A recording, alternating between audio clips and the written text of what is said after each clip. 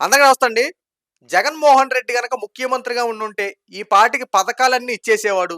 ప్రజలందరూ చాలా సంతోషంగా ఉండేవారు. ప్రజల మొఖాల్లో చిరునవ్వు అన్నట్టు ఉండేది. అసలు ఆ చిరునవ్వు పోయేది కాదంటూ అబ్బో! పెద్ద పెద్ద తాటికాయ అక్షరాలతో కొన్ని పోస్టులు పెట్టారండి. ఎందుకిలా ఇలా మాట్లాడుతున్నారంటే, నిన్న చంద్రబాబు నాయుడు గారు ఒక ప్రెస్ మీట్ రిలీజ్ చేశారు. ఆ ప్రెస్ మీట్‌లో సూపర్ సిక్స్ పథకాల గురించి ఒక విశ్లేషణ గురించి మాట్లాడారు.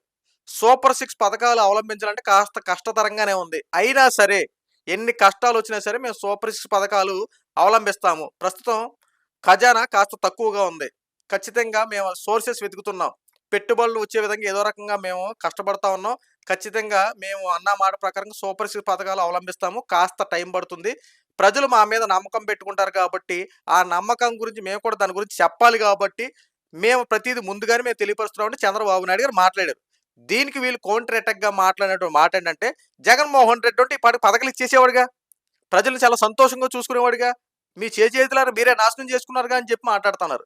ఏందయ్యా చేసుకునేది? ఏందయ్యా చూసేదయ్యా? ఈ రోజున చంద్రబాబు నాయుడు గారు 7 నెలల పరిపాలన చూసిన తర్వాత కూడా మీరు ఈ మాట మాట్లాడుతున్నారంటే నవ్వాలో, ఏడవాలో కూడా అర్థం కావట్ల. ఎందుకంటే 8 నెలల పరిపాలనలో చంద్రబాబు నాయుడు గారు ఒక పక్క సూపర్ సిక్స్ పథకాల్లో 2 పథకాలు అవలంబించారు. ఏదైతే పెన్షన్ల పెంపు రూ. 3000 ఉన్న పెన్షన్ రూ. 4000 చేశారు. అది సూపర్ సిక్స్‌లో ఒక పథకం. దీపం పథకం కింద 3 సిలిండర్లు ఇస్తారని చెప్పినటువంటి అది కూడా సూపర్ సిక్స్‌లో ఒక పథకం. అంటే 2 పథకాలు అవలంబించారు. అలాగే కొన్ని అభివృద్ధి పనులు కూడా చేసి పెట్టారు. ఒక పక్కన అభివృద్ధి పరంగా పనులు జరుగుతూనే ఉన్నాయి. సంక్షేమ పథకాలు కూడా అవలంబిస్తూనే ఉన్నారు. కరెక్ట్‌గా ఒక పద్ధతి ప్రకారం జరుగుతా ఉంది 8 నెలల్లో. ఈ రోజున మీరేం మాట్లాడుతున్నారయ్యా? అదే జగన్మోహన్ అంటే పథకాలు ఏర్లై పారేవా? ఒకసారి జగన్మోహన్ రెడ్డి ఇచ్చినటువంటి పథకాల గురించి, జగన్మోహన్ రెడ్డి వ్యవహరించిన తీరు గురించి మీకు ప్రతీది పిన్ టు ప్లే ఎక్స్‌ప్లెయిన్ చేస్తాను. దయచేసి వినండి. జగన్మోహన్ రెడ్డి గారు 5 సంవత్సరాలు ముఖ్యమంత్రి పరిపాలన కాలంలో సుమారు రూ. 11,00,00,000 పైగా అప్పులు చేశారు. అలాంటి జగన్మోహన్ రెడ్డి గారు ఈ రోజున ముఖ్యమంత్రిగా ఉండుంటే పథకాలు ఇచ్చేసేవాడా? జగన్మోహన్ రెడ్డి ప్రజాధనాన్ని దుర్వినియోగం చేసి ప్యాలెస్‌లు కట్టాడు గదా! మరి దీని గురించి ఎవరు అడగరా? రూ. 550,00,00,000 పైగా రుషికొండ ప్యాలెస్ కట్టాడు గదా! దానివల్ల ఉపయోగం ఏమైనా ఉందా? ఇప్పుడు ప్రెజెంట్ ఏమైనా వాడుతున్నారా? దానివల్ల యూజ్ ఏమైనా ఉందా? అది అనవసరమైనటువంటి డబ్బులు వృధా చేయడం కాదా? మరి దీని గురించి ఎవరు మాట్లాడరా? ఇప్పుడు ఆటో వాళ్ళకి 10,000 ఇస్తా అన్నాడు. పోనీ ఇవ్వడం మంచిదే. ఇచ్చాడనుకో, ఆ ఆటో డ్రైవర్‌లే నిన్న ఒక 5, 6 వీడియోలు మనం చూడండి. ఆటో డ్రైవర్లు చెప్పినటువంటి విషయం ఏంటి? ఒక పక్కన 10,000 ఇస్తున్నాడు. రోడ్లేంటో సరిగ్గా ఉండవు. ఆ రోడ్ల మీద వెళ్ళేపాటికి మా యొక్క వాహనాలు మొత్తం నాశనం అవుతా ఉన్నాయి. ఇచ్చిన 10,000కి ఇంకో 20,000 పెట్టుబడి పెట్టి ఆటోలు బాగు చేపించుకోవాలని చెప్పి కొంతమందైతే ఫైన్‌లు వేయడం. ఆటో గనక వెళ్తే ఆ నంబర్‌ని స్కాన్ చేసి దాని మీద ఏమైనా ఉంటే చలానాలుంటే ఒకటే దాని మీద డబుల్, త్రిబుల్ అనేసి ఫైన్‌ల మీద ఫైన్‌లేసి వసూలు చేసేవాడు. అంతే కాకుండా ఒక 10,000 ఇచ్చిన తర్వాత ఒక వారం లేకపోతే 2 వారాల తర్వాత బ్రేక్ ఇన్స్‌పెక్టర్ రెడీగా ఉండేవాడు. ఉండి ఏం చేసేవారు? చలానాలు రాసేవారు. బ్రేక్ లేకపోయినా, ఇన్స్యూరెన్స్ లేకపోయినా, ఏది లేకపోయినా మొత్తం రాసేవారు. సో, ఏంటిప్పుడు ఒక చేత్తో ఇచ్చి, ఇంకో చేత్తో జగన్మోహన్ రెడ్డి లాక్కుంటున్నాడు. ఈ మాత్రం ఇవ్వడం ద్వారా ఏమైనా ఉపయోగం ఉందా? ఇంకేమైనా పథకాలు ఇచ్చేసామని చెప్పి అంటున్నారు. దీనివల్ల ఏమైనా యూజ్ ఉందా? అమ్మఒడి దగ్గరికొద్దాం. అమ్మఒడి 15,000 అని చెప్పి మెయింటెనెన్స్ చార్జెస్ అని చెప్పి 2,000 లేకపోతే రూ. 3,000 కట్ చేసేవారు. మెయింటెనెన్స్ చార్జెస్ ఏంటి? మన యొక్క స్కూల్‌ని మనమే బాగు చేసుకోవాలి కదా! అని చెప్పి జగన్మోహన్ రెడ్డి యొక్క ఆలోచన. తల్లులందరూ ఏమంటున్నారంటే, అమ్మో! జగన్మోహన్ రెడ్డి ఎంత మంచోడు కాకపోతే మనకి 15,000 ఇస్తూ రూ. 2,000 కట్ చేసుకున్నాడు అంతే. రూ. 2,000 ఎందుకంటే మన స్కూల్ మనమే కదా బాగు చేసుకోవాలని చెప్పి ఒక విషయాన్ని అక్కడ వాళ్ళందరూ నా మదిలో నాటేసాడు. ఇచ్చేది 15,000 అందులో రూ. 2,000 కట్ చేస్తున్నాడు కదా! ఒక్కసారి మీకు చిన్న ఉదాహరణ చెప్తా. స్కూల్‌లో ఏది బల్లలేమైనా ఇరిగిపోయినా, లేదంటే ఏమన్నా ఎక్విప్‌మెంట్ ఏమైనా పాడైపోయినా, లేదంటే ఏమైనా టాయిలెట్స్ కట్టాలన్నా, లేదంటే ఒక వాటర్ ట్యాంక్ ఏమైనా ఏర్పాటు చేయాలన్నా, స్కూల్‌లో హెడ్ మాస్టర్ గాని, అక్కడ ఉన్నటువంటి గుమస్తాలుంటారు కదా! వీళ్ళందరూ గవర్నమెంట్‌కి బిల్లులు పెడతారు. బిల్లులు పెట్టిన తర్వాత లేదంటే సర్పంచులకి వాళ్ళకి ఇంటిమేషన్ ప్రతిది తెలియజేస్తారు. వాళ్ళు ఏం చేస్తారంటే దాని మీద మొత్తం ఎంక్వైరీ చేసి ఆ బిల్ అమౌంట్ రిలీజ్ చేస్తారు. ఇప్పుడు మీ దగ్గర మెయింటెనెన్స్ చార్జ్ కట్ చేస్తున్నాడు కదా! మరి ఎందుకు కట్ చేస్తున్నాడు? ఒక పక్కన గవర్నమెంట్ డబ్బిస్తుంది కదా! మెయింటెనెన్స్ చార్జెస్ గాని అయన్నీ.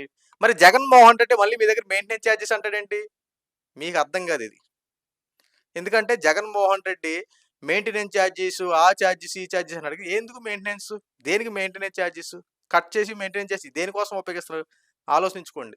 అంటే ఒక పథకం ఇస్తున్నాడంటే దాంట్లో కట్ చేయడం ఇదొకటే. మనం ఇంటి పన్నులు, ఆ పన్నులు, ఈ పన్నులు అని చెప్పి ప్రభుత్వానికి మనం టాక్సుల రూపంలో పే చేస్తాం గదా! మరి ఈ సొమ్మంతా ఏమైతుంది? ఒక పక్కన 11,00,00,000 అప్పులు చేశాడా? ఒక పక్కన 10,000 ఇస్తూ మన చేత్తో లాక్కుంటున్నాడా? ఇక్కడేంటి అమ్మఒడి అని చెప్పి దాంట్లో మెయింటెనెన్స్ చార్జెస్ అంటున్నాడా? ఇంకొక పక్క మన దగ్గరేంటో టాక్సుల రూపంలో వసూలు చేస్తున్నారా? సో, ఈ డబ్బంతా ఏమైంది? ఇంకా ఇన్ని లక్షల కోట్ల రూపాయలు అప్పయిందంటే, ఈ రోజున పథకాలు ఇవ్వడానికి ఎందుకు ఇబ్బందవుతుంది? ఇందుకే. ఒక పక్కన ఇసుక నుండి దోచుకున్నారు. మద్యం నుండి దోచుకున్నారు. మరి ఇయన్నీ ఏంటి? లెక్కల గురించి ఎవరు మాట్లాడతారు? ఇన్ని డబ్బులు అప్పయినాయి అంటున్నారు. ఇంత లెక్కుందన్నారు. ఇంత చూపించినప్పుడు ఆంధ్ర రాష్ట్రం ప్రస్తుతం ఖజానా అంతా ఇంత ఖాళీ అయ్యి అప్పులు కట్టుకోవాలా? లేదంటే ఏదైనా డబ్బు కేంద్రం దగ్గర తెచ్చిన డబ్బుకి సంక్షేమ పథకాలకు పెట్టాలా? లేదా అభివృద్ధి పనులకు పెట్టాలా? లేకపోతే జగన్మోహన్ రెడ్డి చేసిన అప్పులే తీర్చాలా? ఈ రోజున చంద్రబాబు నాయుడు గారు ఒక పక్కన ఎంత ఇబ్బంది పడుతున్నా సరే, ప్రభుత్వం దగ్గర డబ్బు చాలా తక్కువగా ఉన్నా సరే, ఒక పక్కన అమరావతి రాజధాని పనులు వేగవంతం చేస్తా ఉన్నారు. పోలవరం ప్రాజెక్ట్‌ని పునఃప్రారంభిస్తా ఉన్నారు. అయన్నీ లైన్‌లు చేస్తా ఉన్నారు. ఒక పక్కన పెన్షన్‌లు ఒకటో తారీఖు వచ్చిందంటే ఖచ్చితంగా పెన్షన్‌లు అవలంబిస్తా ఉన్నారు. ప్రభుత్వ ఉద్యోగులకి స్పాట్‌లో జీతాలు వేస్తా ఉన్నారు. ఎక్కడ ఎటువంటి ఇబ్బంది లేకుండా కూటమి ప్రభుత్వం చక్కగా ప్రతి పరిపాలన చేసుకునే విధంగా చేస్తా ఉండంటే, బురద జల్లుతా ఉన్నారు కదా! జగన్మోహన్ రెడ్డి అంటే పథకాలు ఇచ్చేవాడంట. ఏ పథకాలు ఇచ్చేవాడు? మీరు అర్థం చేసుకోలేకపోతున్నా ఉన్నారంతే. మనకిస్తానన్న డబ్బులోనే, మనకిస్తానన్న వీటిల్లోనే డబ్బులు కట్ చేసి ఇలా రౌండ్ అప్ చేసుకుంటా మన దగ్గరే తిప్పుతున్నాడు తప్ప, ఇక్కడ కొత్తగా ఏం చేసేది లేదు. అభివృద్ధి ఏమైనా ఉందా? మీ పిల్లలకేమైనా ఉద్యోగ అవకాశాలొచ్చినాయా? ఆంధ్ర రాష్ట్రంలో మన యువకులు పక్క రాష్ట్రాలకు పోయారు ఉద్యోగాలు లేక. మరి ఇయన్నీ ఎవరు ఆలోచిస్తారు? ఒక్క పరిశ్రమలను ఏర్పడినాయా? ఇక్కడ గవర్నమెంట్ ఉద్యోగస్తులు ఏమన్నా సుఖంగా ఉన్నారా? పోనీ గవర్నమెంట్ ఏమైనా ఉద్యోగాలేమైనా ఓపెన్ చేశాడా? ఏది డీఎస్సీ అనో లేతే పోలీస్ కానిస్టేబుల్ రిక్రూట్‌మెంట్ అని ఇలాంటివి ఏమైనా ఏమన్నా రిక్రూట్‌మెంట్‌లు ఏమైనా పెట్టాడా? గత 5 సంవత్సరాలు జగన్మోహన్ రెడ్డి చేసిందేంటి? ఈ రోజున కూటమి ప్రభుత్వం అధికారంలోకొచ్చి రీసెంట్‌గా కానిస్టేబుల్ పోస్టులు ఓపెన్ చేసి దాని మీద ఈ రోజున సెలక్షన్‌లు కూడా జరుగుతా ఉన్నాయి.